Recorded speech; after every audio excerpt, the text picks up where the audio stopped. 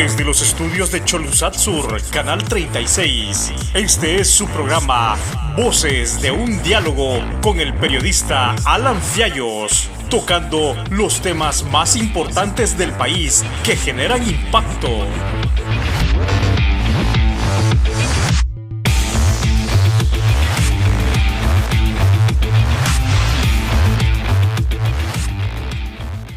Señoras y señores, muy buenas, qué gusto saludarlos. Bienvenidos a un programa más de Voces de un Diálogo, siempre con los temas que generan impacto en el país. Ya pasamos del mes de pandemia, de cuarentena, por este tema del coronavirus, y hay mucho que decir, hay mucho que escuchar, mucho que analizar en cuanto al escenario que se está viviendo, no solo en el mundo, en Honduras particularmente.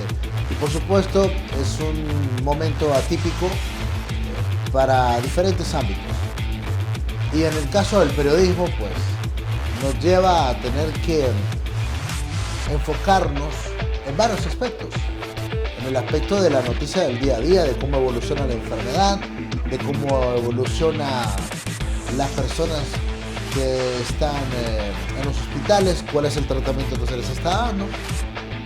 Y esa es la dinámica de todos los días en cuanto al tema de la enfermedad. Pero he venido puntualizando en el transcurso de los programas de las últimas semanas que lamentablemente la agenda ha tenido que cambiar, que la agenda en primera línea no es la enfermedad. La enfermedad ha servido hasta hoy como un argumento, como una excusa para robar, como una excusa para saquear dinero del Estado. Y no lo digo yo, según las denuncias planteadas por diferentes sectores que están encima de cómo se compran las percoladoras, cómo compran los televisores, de que anulan las facturas, de que ahora no valen las facturas, que ya anularon las compras, que primero se hicieron y que no se hicieron. De eso hay que ocuparse. Hay que ocuparse de esta gran movida de Tigo y Claro, de la cual no podemos dejar de denunciar, porque representan, señoras y señores, miles de millones de lempiras, varios millones de dólares en pérdidas para el Estado de Honduras. Y hoy, en el desarrollo de este programa, vamos a tener reacciones importantes de los que conocen sobre esta temática. Personas que saben lo que representa el tener que regalarles la concesión a Tigo y a Claro por no sé cuánto tiempo, y que además puedan explotar el espectro radioeléctrico. Pero otros protagonistas también de esta pandemia del coronavirus son los políticos. Políticos que han dejado mucho que desear. Políticos de la provincia que acaparan bolsas de comida para entregársela únicamente a sus parciales. Políticos que tienen parientes que están haciendo movidas con los recursos del Estado. Hay políticos, entiendo que hay diputados o diputadas del Congreso Nacional de la República que tienen parientes directos haciendo movidas, porque ahora los que venden computadoras también le venden gel. Los que se dedican a otras actividades comerciales ahora le venden gel y mascarillas al Estado. En eso estamos, pueblo hondureño. Y de lo menos que se preocupan estos sectores poderosos y políticos del país es en la salud del pueblo, es en el bienestar del pueblo. No lo hacen, no lo están haciendo bien. Tenemos que estar pendientes de todas estas cosas. Pero bueno, en el marco de la responsabilidad que corresponde, y es bueno saber qué opinan médicos en relación a cómo se está manejando esta temática de la enfermedad. Vamos a iniciar el programa con una conexión que establece la producción en este momento con el señor vicepresidente del Congreso Nacional, que a la vez es un reconocido doctor, un reconocido médico, el doctor Mariano Díaz Franca, que nos atiende en Voces de un Diálogo para darnos sus consideraciones sobre cómo analiza el manejo de la crisis, el manejo hospitalario de la crisis, el manejo médico de la crisis. Y por supuesto tenemos varias cosas que hablar con el doctor Mario Noé Villafranca. Mucho gusto saludarlo, doctor. Mucho gusto, licenciado Alan Fiallos, y a todo el inmenso auditorio que tienen en Cholusat Sur.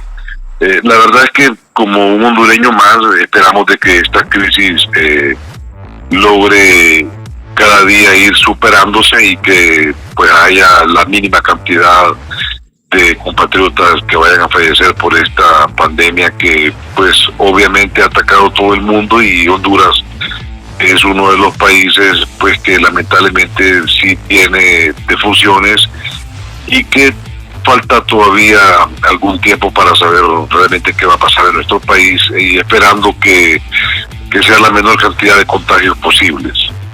Eso por un lado, y por otro lado nosotros vemos con suma preocupación pues que no se han hecho todas las cantidades de pruebas que realmente son necesarias, y como médico pedirle a nuestros hermanas hondureños, que por favor no salgan de casa, ¿verdad? De corazón les pedimos que se estén en la casa, que estemos en la casa, y que cumplamos con esta norma, que con seguridad es la que nos puede dar un alivio y una ayuda a que haya una menor cantidad de contagios a nivel del país. Ahora, ese tema de las pruebas, ¿qué tan grave es, doctor? Partiendo de que Honduras se ha quedado rezagado en cuanto a la cantidad de las mismas practicadas entre los ciudadanos, ¿qué implicación tiene eso? Bueno, yo le voy a dar una explicación bastante puntual de lo que se han hecho en algunos países como Corea del Sur, como lo hizo China, y como también pues tenemos información que lo ha hecho Costa Rica. Cuando existe una persona que tiene el contagio del virus, le preguntan quiénes son todas las personas con las que han estado cercanas o han tenido algún tipo de comunicación física o cercanía. Entonces, inclusive le piden que cuando iniciaron los síntomas, es decir, los síntomas comenzaron un lunes, entonces le dicen 2 o 3 días antes de ese lunes, o sea, desde el viernes, con qué persona usted se contactó. Entonces ya le dice, mire, que con mi prima, o con mi hermana que vive en tal lado, o con mi novia, o la muchacha le puede decir con mi novio, o con la familia. Entonces empiezan a todas esas personas a identificarlas y hacerles pruebas a todas estas personas, y la que salga positiva, entonces le hacen un cerco epidemiológico completo, y eso es lo que se denomina en los términos de epidemiología romper con la cadena de transmisión, que ese es el éxito número 1 que tienen los países que pueden desarrollarlo. El problema es cuando usted no cuenta con todas las pruebas, y entonces lo que hace es recurrir a la manera que pudiera ser más conveniente para el manejo de la crisis a nivel de los países, que es el distanciamiento social, porque eso no rompe la cadena de transmisión completamente, pero sí hace que los sistemas de salud en todos los países les permita poder manejarlo, que el sistema no colapse dentro de las limitaciones que pueden tener a unos países más desarrollados, porque le permite con el tiempo poder ir atendiéndolos, y así finalmente se logra valorar todos los casos. Y aquí hay 2 temas bien importantes, licenciado, y es que hace como un mes, 3 semanas aproximadamente, yo escuché hablar al que es el asesor sanitario de Boris Johnson, el primer ministro del Reino Unido, que él le dijo a la población, miren, primero tenemos que estar claros que el 60% de nuestra población va a estar contagiada, y en el peor escenario vamos a tener unas muertes cercanas a las 16,000 o un poco más. Eso en base a calcular los términos de cuántos son los cuadros gripales en general que ellos tenían, y habló muy puntualmente del 80% de las personas que cuando son contagiadas, que son infectadas, van a tener síntomas leves, y hay un 20% donde el 15% va a tener que hospitalizarse, va a poder salir adelante, y un 5% el cual va a entrar a cuidados intensivos. Y lamentablemente, en cifras en promedio de los países que han tenido estas dificultades, la mitad de los que entran a cuidados intensivos mueren. En términos generales, eso es el comportamiento que ha mostrado este nuevo coronavirus, este COVID-19, y que nosotros obviamente vemos con preocupación en el manejo hospitalario y en la cantidad de contagios. Y aquí la importancia, lo dice el presidente de la Organización Mundial de la Salud, que si usted no identifica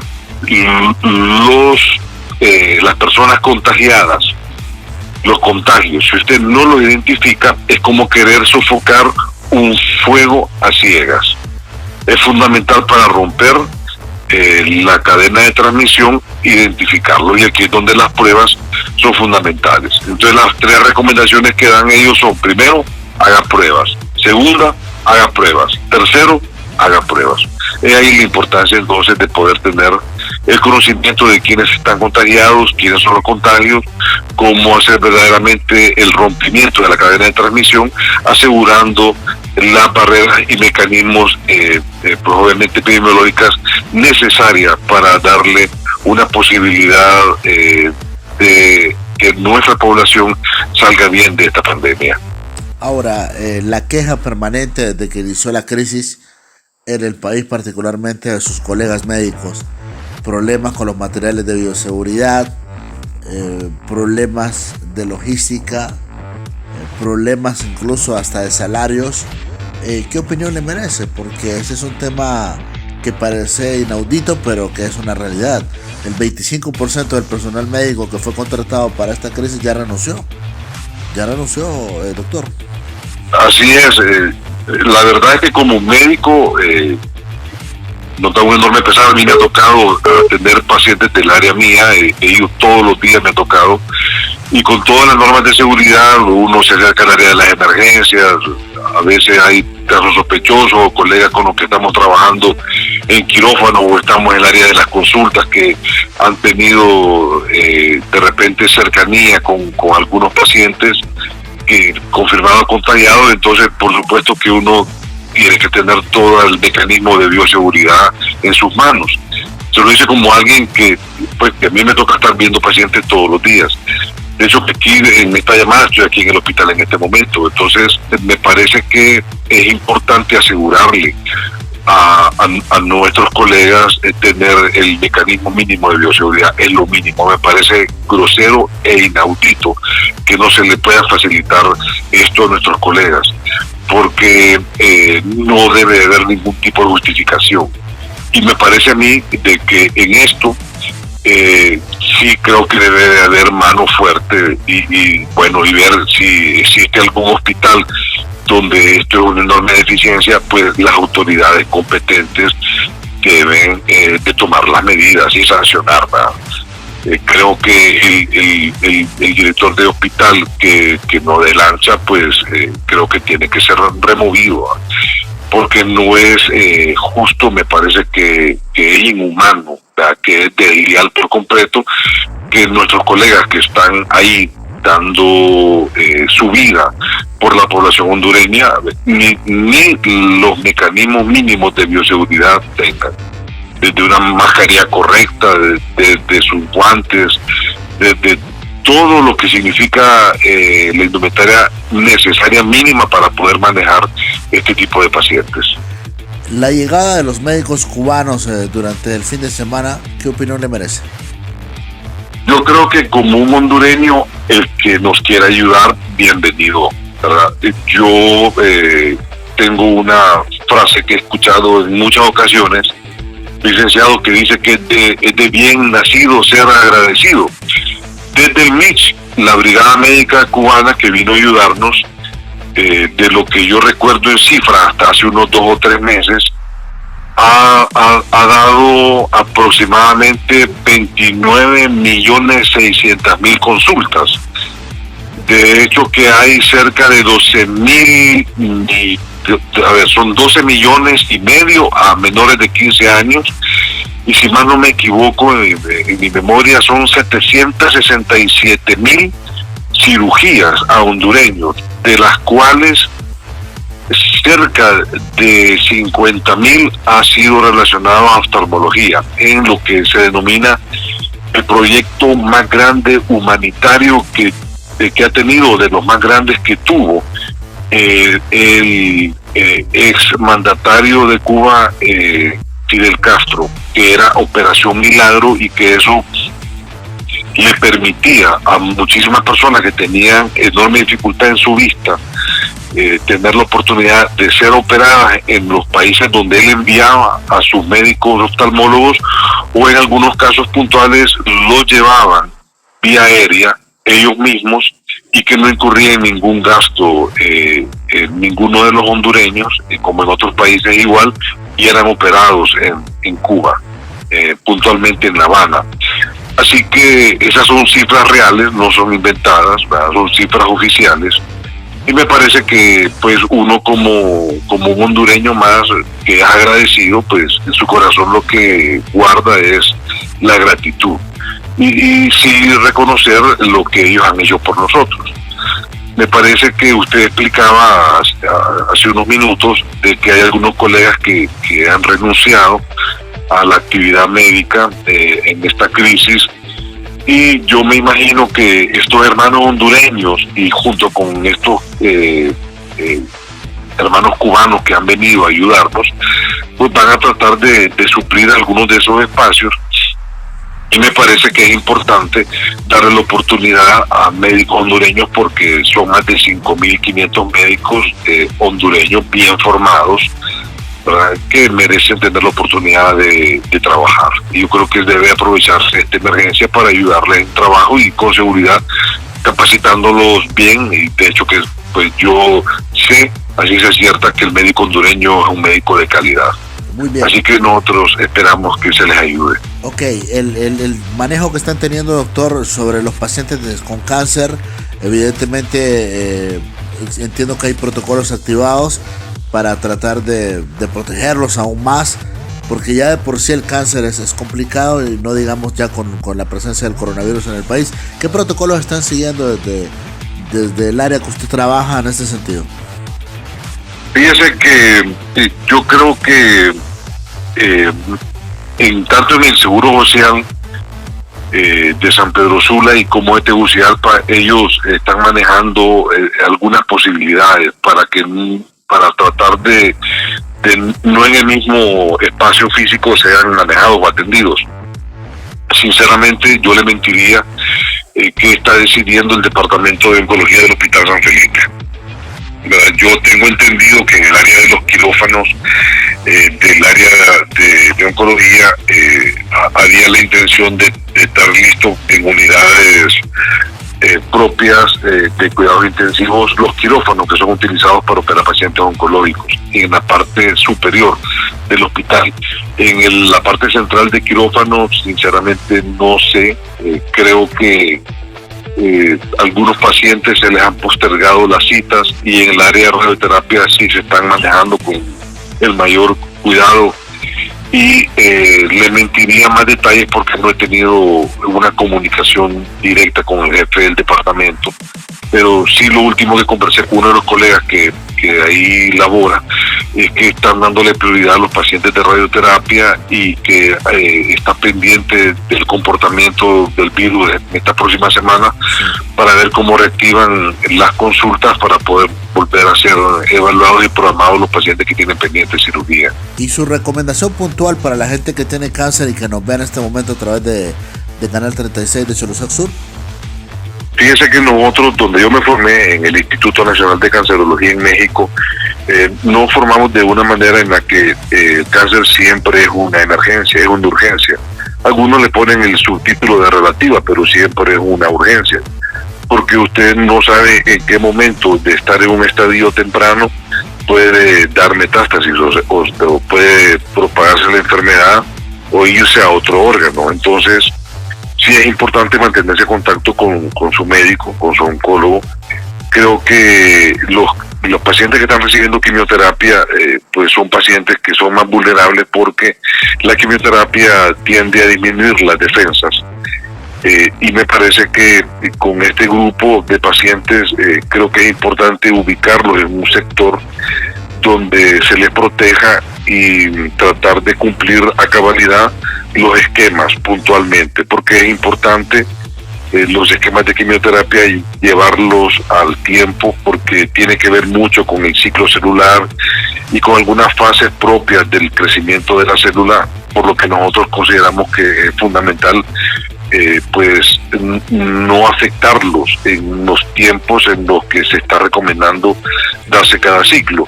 Y en la parte de radioterapia creo que por urgencia debe de activarse para que los pacientes de la institución pública, los pacientes que van a San Felipe, que es un problema real, vean la manera como en otros lugares se les pueda atender, y que el Estado se encargue de poder cumplir con estos centros. Creo que el paciente oncológico no debe ser descuidado en ningún momento, igual que los pacientes renales, en general todos, porque acuérdese que hay una pandemia, pero los pacientes que tienen problemas del corazón, lo que les da apendicitis, lo que les da una inflamación en la vesícula, una colecistitis, el que tiene una hernia complicada, el que tiene la paciente embarazada que tiene un embarazo de alto riesgo, el paciente que se cae y se fractura y que requiere una cirugía de cadera, todo esto sigue, no es que se detienen, son permanentes. Entonces creo que es importante mantener abierto todo, y la parte de la prevención es fundamental. El tema en este momento del agua es algo complicadísimo, el tema del dengue, que creo que son más de 9 defunciones durante este inicio del año, pues es algo que nos ve obligados a no bajar la guardia sobre este tema, ¿verdad? Porque el dengue sí es una enfermedad de verdad viral que llegó para quedarse. Eso lo dijo hace cerca de una década la ministra de Salud que tenía Argentina, cuando presentaron los primeros casos, decía, bueno, esta es una enfermedad que vino para quedarse, tenemos que saber manejarla, y me parece que es importante de que todas las enfermedades deban de ser cubiertas sin descuidar ninguna. Muchas gracias, doctor Mario Noé Villafranca, vicepresidente del Congreso Nacional de la República, un reconocido profesional de la medicina, oncólogo, que nos da a conocer su perspectiva, sus opiniones y sus recomendaciones en cuanto a esta parte médica que es importante y que no podemos descuidar, y que lo ponemos a la consideración de ustedes como nuestros televidentes. Antes de continuar con el desarrollo del programa, tenemos estos importantes anuncios. Quédense con nosotros, en breve continuamos. Ya regresamos con Voces de un Diálogo. En medio de la mortal pandemia del coronavirus que enfrenta Honduras, en medio del hambre del pueblo, en medio del encierro de miles y miles de personas por un toque de queda absoluto, en medio del grito angustioso de ancianos, mujeres y niños que mueren de hambre, empresarios inescrupulosos han movido sus tentáculos para obtener las renovaciones automáticas de sus concesiones para seguir operando sus compañías celulares, y además poder abrir otras y aprovechar sin licitación alguna todo el espectro radioeléctrico del país. Es el movidón en medio del coronavirus. Es el movidón en medio del llanto del pueblo por no poder velar a sus muertos. Es el movidón de unos pocos, mientras millones son obligados a quedarse en casa. Que el pueblo juzgue.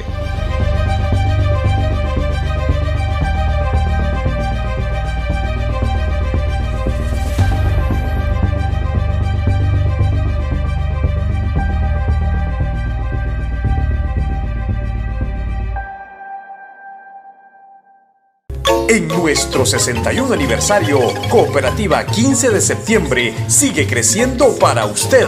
Lo invitamos a conocer nuestra nueva filial en Mall Premier Comayagüela, final del Boulevard del Norte, frente a la salida Olancho. Cooperativa 15 de septiembre, con toda una gran variedad de productos financieros exclusivamente para usted. Cooperativa 15 de septiembre, acérquese y sea parte del mejor cooperativismo en Honduras. Cooperativa 15 de septiembre, su independencia económica, ahora en Mall Premier Comayagüela.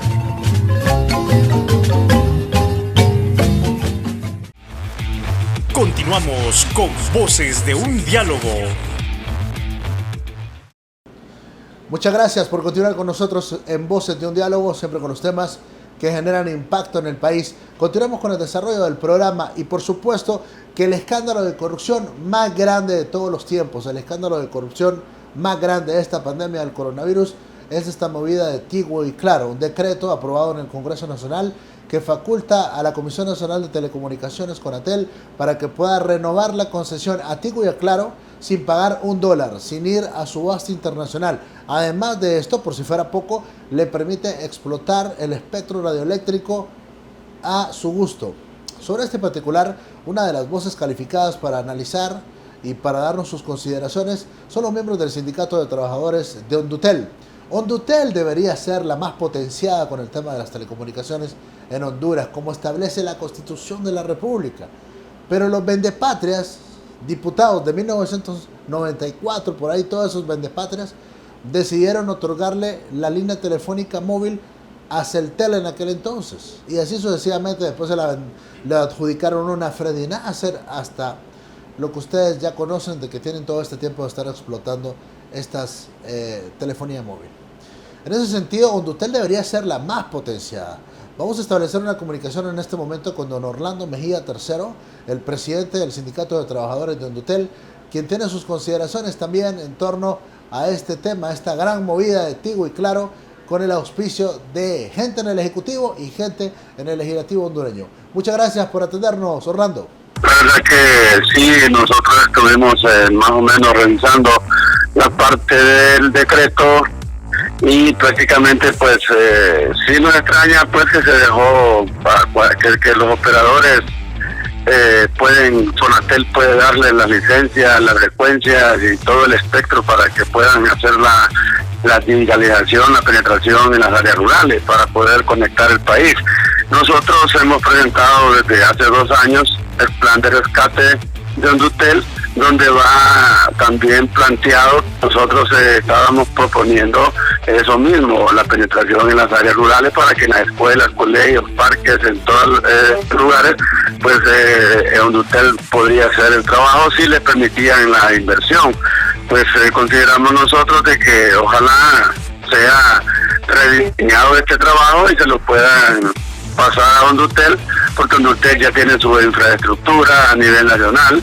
Ese es poco el trabajo que hay que hacer, solo es la inversión para que Hondutel pueda hacer las compras necesarias, y que no sería tampoco un regalo, sino que sería permitirle a la empresa que se pueda asociar con alguna empresa privada para que le dé los equipos.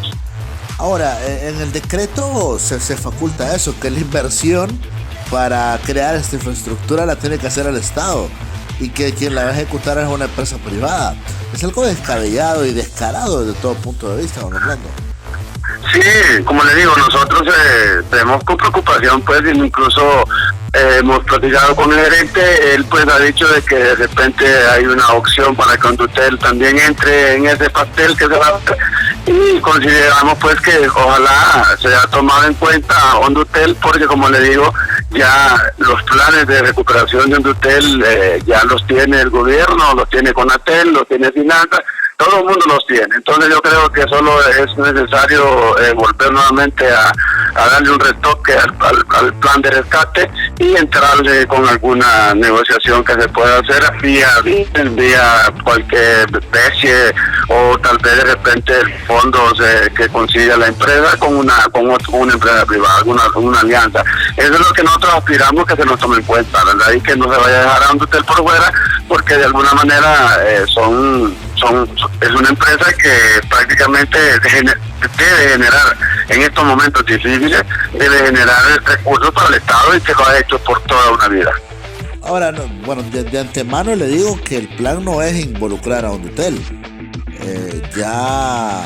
Evidentemente ha trascendido que los acuerdos es renovar la concesión de Tigo y Claro.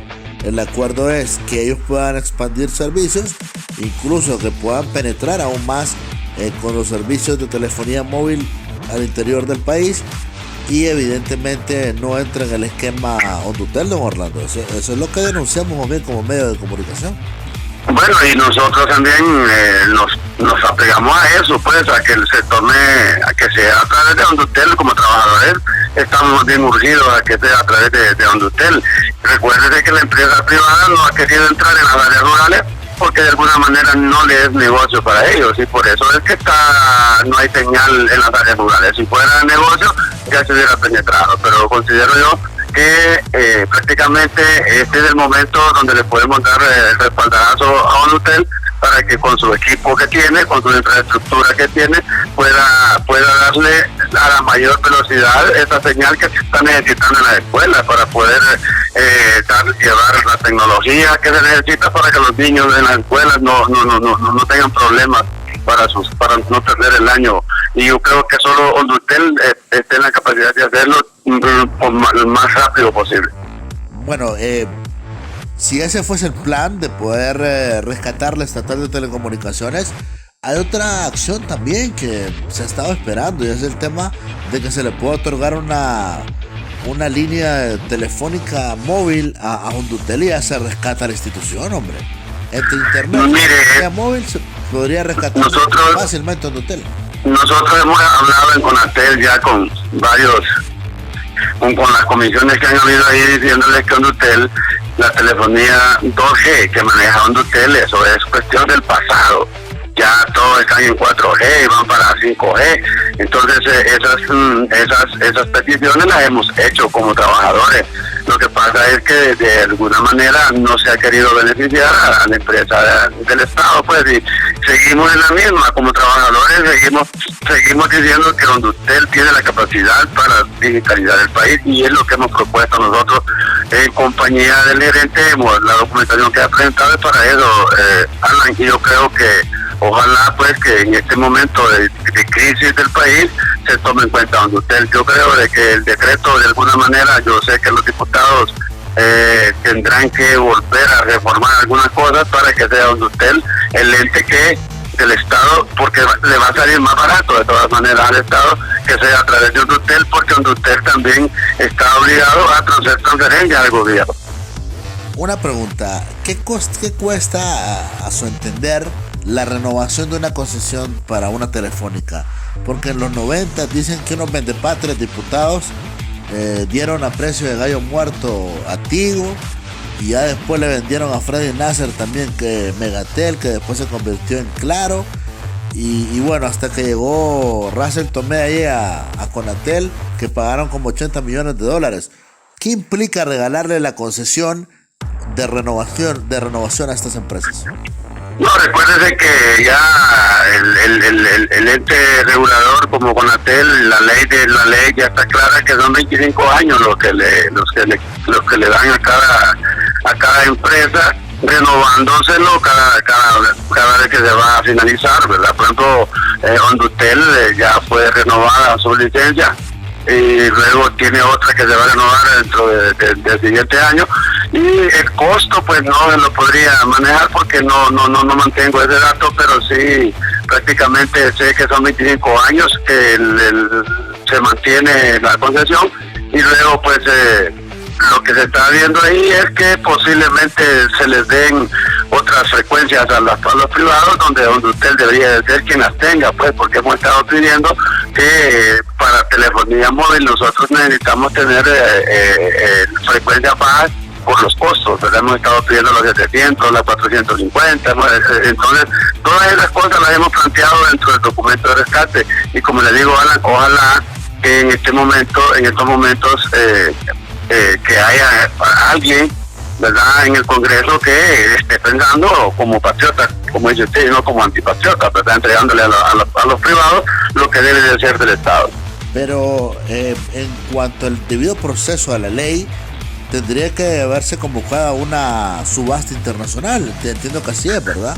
Si ya está 25 años. Sí, son a través de una legislación internacional. Claro, recuérdese que aquí solo Hondutel es la única empresa de telecomunicaciones que tiene su propia licencia, porque los demás son operadores que les dieron un contrato en el Congreso, ¿verdad? Y le dieron concesiones igual o mejor que Hondutel. Entonces prácticamente sí son licitaciones que tienen que hacer. Nosotros pues, como le digo, como trabajadores, y se lo vuelvo a repetir, ¿verdad?, para que quede claro, nuestra posición siempre ha sido que la digitalización del país debe ser a través de Hondutel, y por eso es que se hizo el plan de rescate basado en eso, en corto, mediano y largo plazo, para que Hondutel tuviera la oportunidad de llevarle internet a las escuelas, colegios y los parques. Lamentablemente el ente regulador se pudo a construir, ¿verdad?, y le está dando la construcción a la empresa privada. Por ejemplo, hay 1.600 escuelas que la empresa privada es quien les está llevando el internet, pudiendo llevárselo Hondutel, que también hemos pedido eso nosotros, que el Estado lleve los servicios, que compre los servicios que da Hondutel. Ahora, en este proceso de renovación de una concesión para para estas empresas privadas, para Tigo y Claro, evidentemente no puede ser de regalado, no debería ser de regalado. No, claro que no. La gente se está muriendo de hambre, tienen que ser millones de dólares que tienen que pagar por renovarles la concesión, ¿o no es así? Bueno, sí tiene que ser. Yo considero de que para eso el ente regulador, como es CONATEL, debe estar claro que la ley hay que aplicarla como ha sido. Pues no creo yo que en estos momentos difíciles de crisis más bien se tengamos que perder derechos que son prácticamente del pueblo, pues. Bueno, muchas gracias. Don Orlando Mejía III, presidente del Sindicato de Trabajadores de la empresa hondureña de telecomunicaciones Hondutel, y es correcto lo que plantea él. A estas alturas, el gran negocio debería ser del Estado. El gran negocio debería estarle generando lucro, no a Tigo y a Claro, sino que a Hondutel, y no tendría que estar quebrado Hondutel. 2 líneas celulares para Hondutel y después subasten las demás. Pero aquí hay vendepatrias que prefieren tener quebrado Hondutel y potenciar a Tigo y a Claro a través de estas maniobras sucias y perversas que nosotros denunciamos enérgicamente. Y estamos encima porque vienen más reacciones y más sectores, una vez que están despertando en relación a ese tema, se van a pronunciar. Así que seguiremos informando en relación a esta temática. Vamos a continuar con más reacciones, más opiniones, más comentarios, más críticas en relación a lo que ocurre en el país. Nos vamos a Santa Bárbara, que ha sido el epicentro de la corrupción en los últimos días, cuando ha trascendido que ahí los diputados y otros personajes políticos, particularmente del Partido Nacional, acaparan las bolsas de comidas sagradas que deberían de ser para el pueblo en general y las distribuyen únicamente a sus parciales. Vamos a establecer una comunicación con el diputado Edgardo Casaña de Libre para hablar sobre este tema. Por supuesto, está en la palestra el tema también de los 50.000 empiras que se le han otorgado a los diputados de Libertad y Refundación. Muchas gracias por atendernos, diputado Edgardo Casaña. Mucho gusto, muchas gracias por la oportunidad, Alan, y un saludo a todo ese inmenso teleauditorio de Voces de un Diálogo. Mire, quiero decirle que acá en el departamento hay diversas formas de estar trabajando. La más fuerte, la más importante es la que están desarrollando los alcaldes. Muchos de ellos están trabajando a través del PODEN, de las distintas fuerzas vivas de las comunidades. Siguen habiendo esas quejas, en algunos casos hablan de que se está entregando el saco de solidaridad a Honduras políticamente, que hay gente que por ser de un partido o de otro se están haciendo acusaciones. Todavía hoy. Sí, en algunos alcaldes, ¿verdad? En algunos, no la mayoría, pero sí algunos del Partido Nacional, son esas quejas que se les están haciendo de ellos, Alan. Y bueno, ha trascendido en redes sociales también una denuncia del sector de Petoa, según recuerdo, que en vez de irse a las bodegas o a las grandes distribuidoras, se van a las pulperías de activistas afines o de partidarios de ellos a comprar los productos, comprando a 2 hasta 3 lempiras de más una libra, con tal de beneficiar a un partidario, ¿verdad? Eso está impidiendo que se compren muchas más raciones a la. Ok, entonces todavía siguen esos problemas de política, porque eso no, en este momento yo creo que no debería hacerse política así tan visceral, hombre. No sé por qué ocurre. Y nosotros hemos estado denunciándolo. Queremos agradecerle a algunos medios de comunicación que se han sumado a esta denuncia en cuanto a lo que está sucediendo en algunos municipios, que, repito, se llega ya con algún sesgo.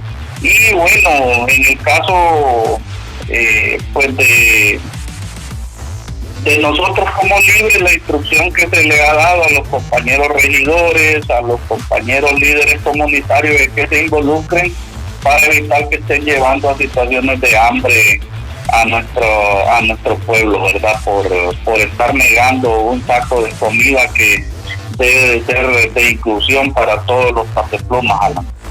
¿Ya le ha tocado a usted ir al debate con otros diputados de Santa Bárbara por este tema? Porque entendemos que los que controlan aquí, entre diputados y alcaldes del Partido Nacional, tienen el monopolio de la distribución de la comida. Mire, Alan, que hemos asistido a 3 reuniones de SINAJER para hacer estos reclamos, ¿verdad? Y no, ahí solo hemos estado diputados de Libre. Solo hemos estado diputados de Libre en esas reuniones, no vemos a los del Partido Nacional. ¿Será que ellos se andan moviendo de otro tipo de estrategia, verdad? Aquí solo hemos escuchado algunas acciones de un par de diputados del Partido Nacional y no hemos coincidido en ninguna reunión, Alan. Pero sí hemos hecho saber en esos espacios nuestras quejas. Le hemos pedido al gobernador que hable con estos alcaldes y que les haga un fuerte llamado de atención, porque este tipo de situaciones no se pueden estar dando. ¿Usted cree que si esta cuestión sigue, se va a generar un problema que después desencadena en protestas y bueno, en violencia? Porque estamos hablando de hambre. Aquí ya no es política, aquí es una cuestión de hambre que no solo sea en Santa Bárbara, sea en todo el país. Fíjese, Alan, que ya aquí en una comunidad en Ceibita Sur, en la salida ya de Santa Bárbara para Tegucigalpa, ya se dio la primer jornada de protesta con carteles la gente, y los carteles lo que decían era: tenemos hambre, queremos comida. Entonces, claro, estas situaciones van a llevar a desencadenar definitivamente protestas, pueden desencadenar tomas, acciones que se degeneren en saqueo o en invasión de lugares donde pueda la gente conseguir comida, Alan. Muy bien, claro, ese es el tema prioritario ahora mismo. Ahora, ese tema controversial, diputado Casaña, de los famosos 50.000 empiras que ha trascendido, se le entregaron a todos los diputados del Congreso Nacional y que se ha generado revuelo. Y generó revuelo porque quien lo reveló fue su compañero Pepsi, y que, bueno, hemos tenido la oportunidad de platicar también con la diputada Olivia Zúñiga, aclarando a ella que no se le acreditó. En el caso particular suyo, ¿cómo se manejó ese tema? Bueno, gracias por la oportunidad, Alan. Mire, yo tuve la oportunidad de ver al presidente Oliva en televisión nacional diciendo que esto era solicitud de algunas bancadas y de los diputados que lo quisieran. En ese sentido, yo quiero decirle que yo no pude estar en la última reunión del Congreso del 2 de abril, Alan, porque yo soy de los diputados que tengo una enfermedad de base. Yo soy hipertenso y soy alérgico también. Entonces, yo no fui notificado por parte del Departamento de Salud del Congreso Nacional que no podía asistir. Yo realmente estoy desconectado de todo ese tema, Alan. No participé, no fui parte de nada de esto. No sé qué fue lo que hubo. Pero yo quiero decirle que no he recibido el mensajito de un depósito, ¿verdad? No lo he hecho. De ahí, si ese depósito llegara, yo no... ¿qué le digo? No... como partido hay una decisión de que hay una recomendación del coordinador que lo mejor fuera devolverlo. Nosotros como partido estamos pidiendo que se le dé un sueldo base a 1 millón de familias en este país, Alan, para que sean las familias las que puedan, salario mínimo, para que sean las familias las que puedan disfrutar de esos fondos y hacer frente a estas crisis.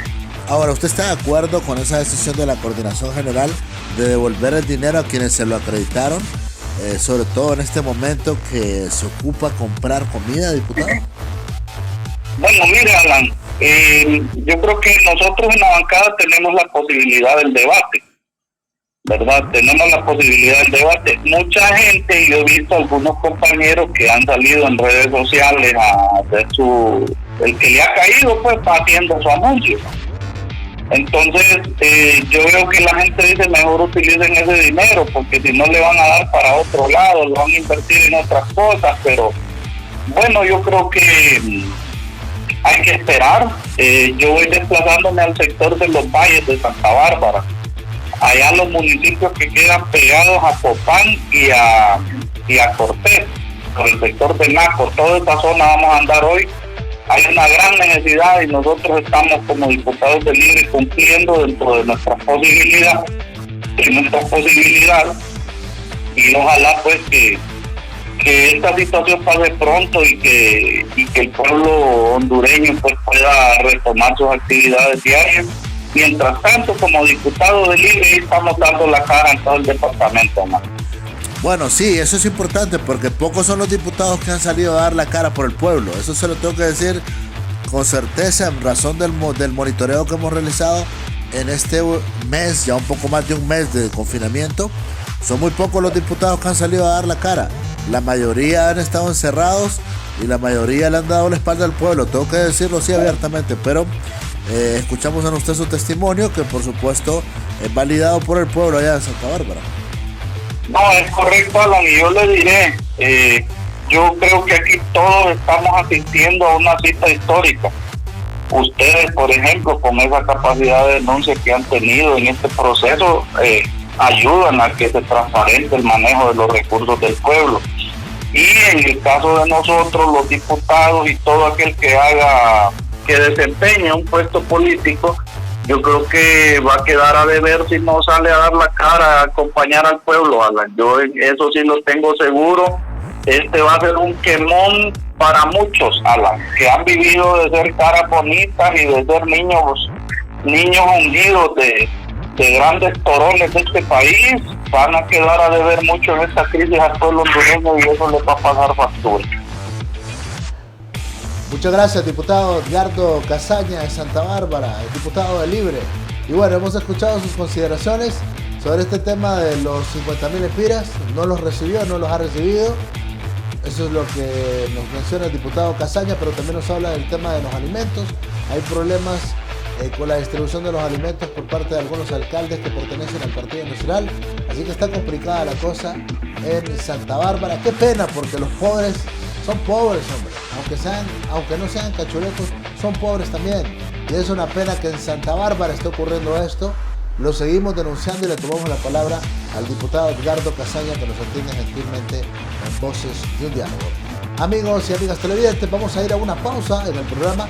Quédese con nosotros porque al retorno tenemos más reacciones, más opiniones, más críticas en relación a lo que está ocurriendo en el país. Quédese con nosotros, en breve continuamos. Ya regresamos con Voces de un Diálogo.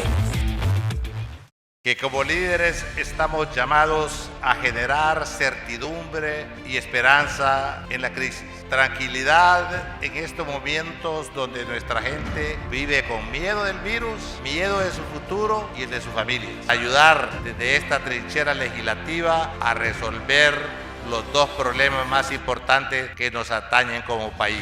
Salvar y cuidar vidas, salvar la economía, salvar empleos. Este pedido al Banco Central de Honduras urge bajar el encaje legal para que la banca cuente con fondos frescos y estos lleguen hasta los empresarios que no tienen cómo pagar las planillas de abril y así poder seguir sosteniendo los ingresos de alimentos de cientos de miles de hondureños. Que quede claro que lo que se apruebe hoy no es suficiente. Tenemos que hacer más y vamos a hacer más. Tengo fe de que Dios está con nosotros porque estamos unidos. Tengo la fe que pronto después de la tormenta volveremos a abrazarnos. En Banco Atlántida contamos con el más completo portafolio de productos para su empresa. Atlántida Pago Plus. Un servicio automatizado para el manejo de planillas con planes integrales de ahorro y préstamo para sus colaboradores. Tarjeta de débito Atlántida Pago Plus. Adelanto de salario. Convenientes planes de seguro y fondo de pensiones. Ahora incorporamos la mejor solución para que sus colaboradores consoliden sus obligaciones financieras. Atlántida Pago Plus, alivio de deuda. 0% de comisión por desembolso, tasa de interés preferencial, otorgando hasta 1 millón de lempiras sin aval y hasta 72 meses plazo.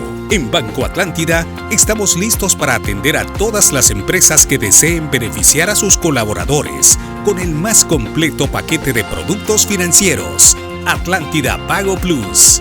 Afilie su empresa hoy. Banco Atlántida. Imagina, cree, triunfa. Para cortar la cadena epidemiológica del COVID-19, lo mejor que podemos hacer es quedarnos en casa. Para realizar las compras en el supermercado u otros trámites indispensables, que solo una persona sea la designada para hacerlo. Desinfecte la carreta del supermercado antes de usarla. Haga lo mismo con las tarjetas de pago, antes y después de usarlas. Lleve la menor cantidad de accesorios, aritos, anillos, pulseras. Use su pelo recogido. Desinfecte el timón de su carro. Rocíe desinfectante en aerosol a los asientos del carro. Para reingresar a la casa, siga estos consejos. Prepare un espacio con cloro diluido en agua, desinfectante en aerosol, papel toalla y una bolsa plástica. En esta, guarde las llaves, relojes, billetera y todos los objetos pequeños. Rocíe su celular con la mezcla de cloro y agua y séquelo con el papel toalla. Deje sus zapatos en una toalla o trapo húmedo con cloro y use otro calzado.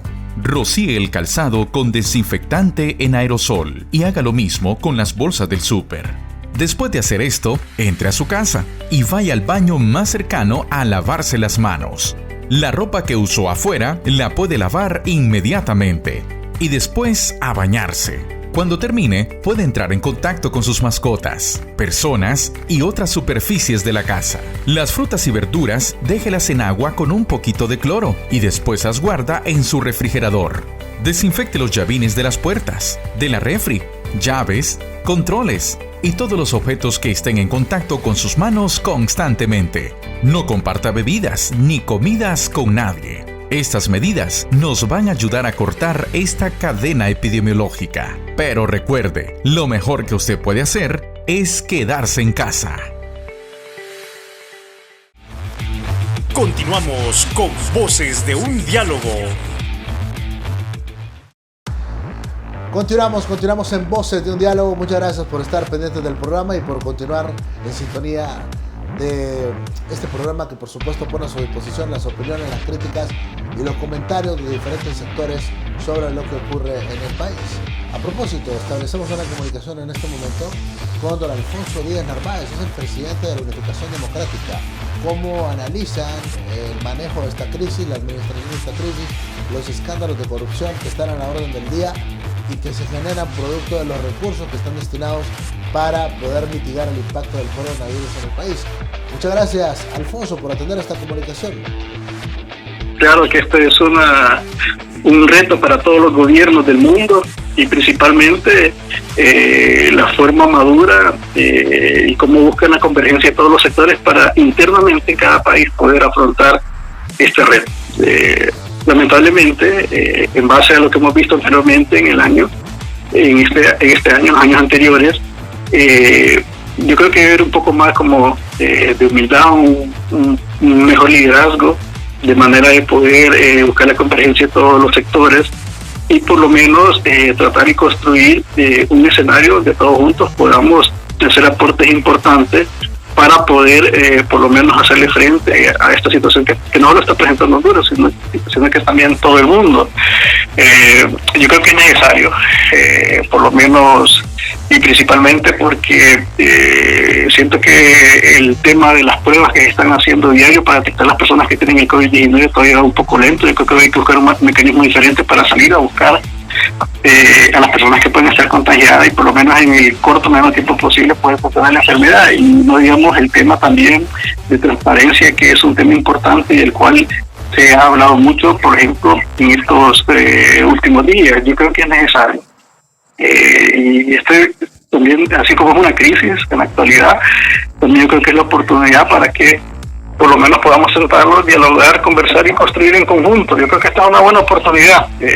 No sé, va a depender mucho de la voluntad política y de la capacidad también de buscar la convergencia de los demás sectores, porque tenemos el reto de por lo menos reducir el el número de contagios de COVID-19 en el país. Igualmente tenemos el reto de buscar un equilibrio entre por lo menos maniobrar en contener la enfermedad, pero también en alguna medida que vaya caminando lo económico, porque ningún país del mundo va a aguantar que por lo menos se pare totalmente la economía de un país. Entonces, mientras no haya vacuna, vamos a tener el COVID-19. Y el primer paso va a ser la contención, la reducción de los índices de personas infectadas, y por lo menos de aquí adelante va a cambiar la vida de todos, no solo los hondureños, sino que las personas del mundo, en cuanto al día a día. ¿Por qué? Porque como no hay vacuna, vamos a tener que buscar mecanismos de seguridad individual, de bioseguridad, para poder por lo menos regresar a un alto porcentaje de la normalidad, y así por lo menos mientras la vacuna aparezca, poder por lo menos seguir caminando y seguir haciendo que las economías puedan caminar. Entonces es un escenario difícil, complejo. Yo creo que aquí se necesita mucho la voluntad política de por lo menos que se pongan los egos a un lado y que tengamos la oportunidad por lo menos de como país juntos poder afrontar esto. Y esto tiene que ver mucho porque no podemos estar en un momento, en este momento, por lo menos sectores confrontados y por lo menos con mecanismos que están recibiendo muchas críticas. Y yo creo que en esa misma medida, con un acto de madurez y voluntad política, hay que buscar de ver cómo se revierten todas esas también, todas esas situaciones negativas, para poder por lo menos canalizar todos los esfuerzos a afrontar y a poder por lo menos darle batalla a esta crisis que estamos afrontando, esta crisis en materia de salud. Bueno, y lo que más está trascendiendo en este momento, Alfonso, es el tema de la corrupción, hombre. Terrible, porque uno al inicio de esta pandemia, yo creía que los corruptos iban a dar un tiempo de gracia, que no iban a seguir haciendo estas acciones terribles, pero siguen haciendo de las suyas ahí con sobrevaloración de productos en el Congreso, aprobando unos decretos para ampliarle la concesión a Tigo y a Claro sin una razón de ser, cuando lo más importante es salvar vidas y otras cosas más. Sí, es complicado y muchas observaciones que son válidas, y estamos en tiempo también donde la información debe ser fluida. Yo creo que aquí no deben de haber secretos. La sociedad ya debe tener acceso a toda la información, a todos los mecanismos de compra, cómo se utilizan los recursos. Hay que recordar que más bien la tendencia de aquí hacia adelante va siendo, principalmente porque estamos en la era tecnológica, donde la información tiene que ser más fluida y más transparente. Ese es un reto que tiene el país, y principalmente porque hoy nos pone a prueba en todas las aristas por esta crisis que estamos viviendo ahorita, en cómo reacciona el liderazgo, en cómo utilizamos los recursos, en cómo somos más transparentes, en cómo eficientamos un gobierno, en cómo de igual manera podemos buscar consensos importantes del país. Y yo siento que algo que se debe haber, por lo menos en el corto, menos tiempo posible, principalmente porque mirando el análisis de diferentes expertos en el mundo, al parecer esto no es algo que va a terminar mañana o la próxima semana, y principalmente porque el principal reto que tiene el mundo es que haya una vacuna para poder ya frenar definitivamente esta enfermedad. Entonces, bajo esa premisa significa que por lo menos vamos a estar varios meses en esta situación, en los cuales tiene que haber transparencia en el uso de los recursos, tiene que haber transparencia también en la toma de decisiones y a quién se va a beneficiar. Y yo creo que no sé qué tanto qué tan eficiente vamos a hacer como país, mientras los mecanismos para por lo menos afrontar esta crisis no sean transparentes. Y yo creo que uno de los que se puede hacer, por lo menos en el corto y medio tiempo posible, es por lo menos involucrar a los diferentes sectores, que haya una auditoría, que se presente igualmente todos los procedimientos de cómo se ha hecho hasta ahora, que haya acceso a la información, pero que principalmente se involucren otros sectores de la sociedad para que sean veedores y para que igualmente miren cómo está la situación por dentro. Entonces yo creo que hay mucho por hacer. Yo creo que los medios de comunicación hacen su papel importante a la hora de generar opinión pública, a la hora de presentar pruebas, a la hora de cuestionar.